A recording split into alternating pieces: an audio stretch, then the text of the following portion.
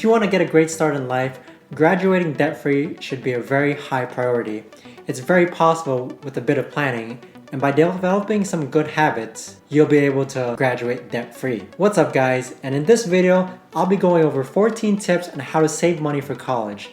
The first few tips will be on how to save money for college while in high school. And if you're interested in more videos like these, do go ahead and subscribe to help support the channel. I try my best to give valuable information on finance and generating your own passive income. Now aside from that, let's get straight to it. Now tip number 1 is to start saving for college early. The earlier you start saving money for college, the easier it will be to graduate debt-free. As soon as you can put money into the bank account, you should be saving money for college. Bonus points here, if you open a high interest savings or term deposit account, these give you higher interest rates on the money you save. Locking your savings away also stops you from using them before it's time to pay for college. Tip number 2 is to get a job. To earn more money in high school, get a job as soon as you can. If you're too young to legally work in your state, you might still be able to get a casual job delivering newspapers or similar. Also ask around your neighborhood to see if you can do some paid errands for your neighbors. Dog walking, lawn mowing, and car cleaning need to be done by someone. Tip number 3 is to work summer jobs in the months before summer vacation. Hustle and find some summer work. A couple of months of solid employment could mean thousands of dollars worth of savings you would never have had time for while in school. Just be sure to save the money you earn. Don't blow everything you make. You're saving for college after all, right? Tip number 4 is to get good grades in high school. The better your high school grades are, the easier it will be for you to get academic scholarships when it's time to go to college. And I'll cover this in tip number 9. The people who give out college scholarships will like you a lot more if you can prove you're a hardworking, smart student. If you really ace this point, you might even get full ride scholarships and not have to pay for college at all. Now, tip number 5 is to earn college credit in high school with prior learning assessments, for example. If you know what college course you want to do, ask your school counselor about prior learning assessments or PLAs. These are tests that you can do for fairly cheap, and many colleges will give you credit for them. While they can save you thousands of dollars before you even get into college, they're not an easy way to get credit. You'll still need to pass their tests, which means doing a lot of study on your own time. Now these next few tips will be on how to save money for college between high school and college. Now once you're out of high school, the opportunities to save money for college ramp up, but so do your deadlines. Whether you've been able to save money for college in high school or not, here are a couple of ways you can save money between high school and college, which is tip number 6. Take a gap year after high school. Taking a gap year between high school and college has some big benefits, even when you put savings aside.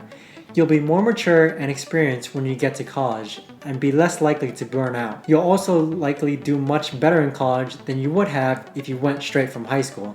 To save as much money for college as possible and graduate debt-free, work as much as you can during your gap year rather than travel or party. As an example, if you get a job that pays $50,000 a year and save most of it, that could be enough to pay for an entire degree at a public college. Even at more expensive schools, it could easily pay for your first few semesters. Tip number 7 is to live on a budget. In order to get the most out of your earnings, live within your means. That means making a budget, living frugally, and sticking to your good saving habits. Living at home, making your own meals, and limiting your nights out will all help you save more money for college. And now these next few tips I'll be going over will be how to save money for college by basically paying less for it. There are several clever ways to reduce your college tuition fees. Spend some time on these tips and graduating debt-free will be a lot easier. Tip number 8, which is pick the right college.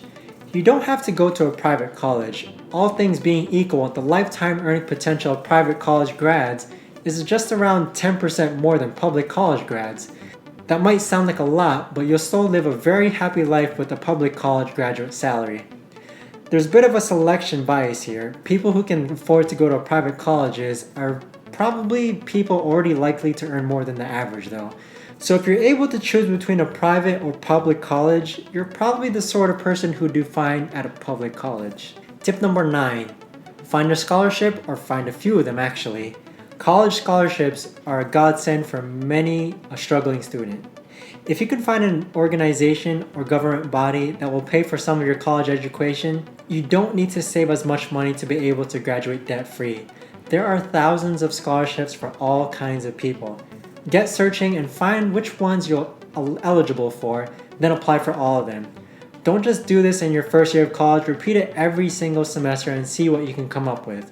You'll be surprised that during some scholarships where they're looking for a specific criteria of people, there might not be anyone who applies to that criteria that they've listed. So what ends up happening is that that scholarship ends up going to someone who wasn't even qualified in the first place. However, they did apply, so it does go to them by default. Now, tip number 10 is to check your eligibility for aid programs.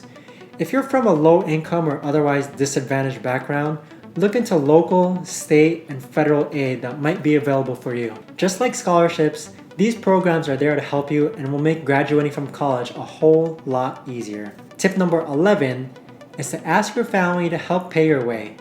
Your family wants what's best for you, right? And they might be willing to help you with your college tuition if they have the capacity. By giving you a good start in life, they're paying it forward, and it might just benefit them in the future too as well.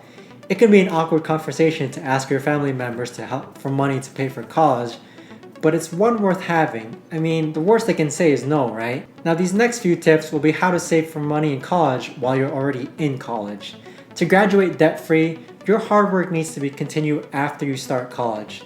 It's all well and good to pay for your first years without taking out a loan, but if you have to go into debt to get through the rest of your studies, graduating debt-free will be a little bit more difficult. Which leads me to tip number 12. Keep working while studying if you can. Don't stop working while you're in college. The more hours you can work, the more dollars you can put towards your next semester's tuition fees. Just make sure you don't do it at the expense of your studies, which I cover more in tip number 14. This applies to your vacation time too. Instead of going home and relaxing or traveling between semesters, take on extra work to earn more money for your next round of courses. Tip number 13.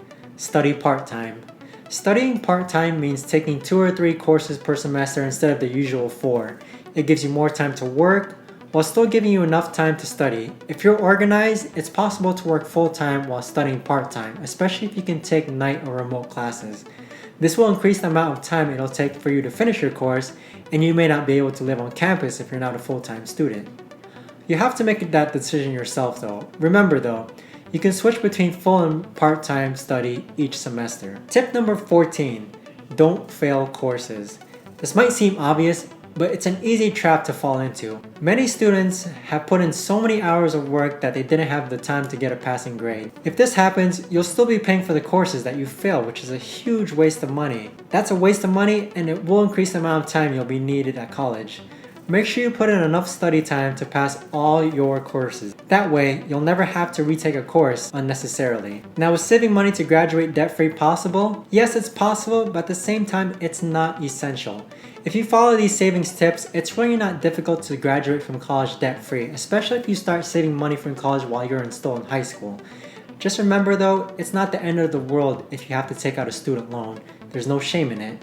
If you follow the tips I've laid out, you'll almost certainly reduce the amount you'll need to go into debt.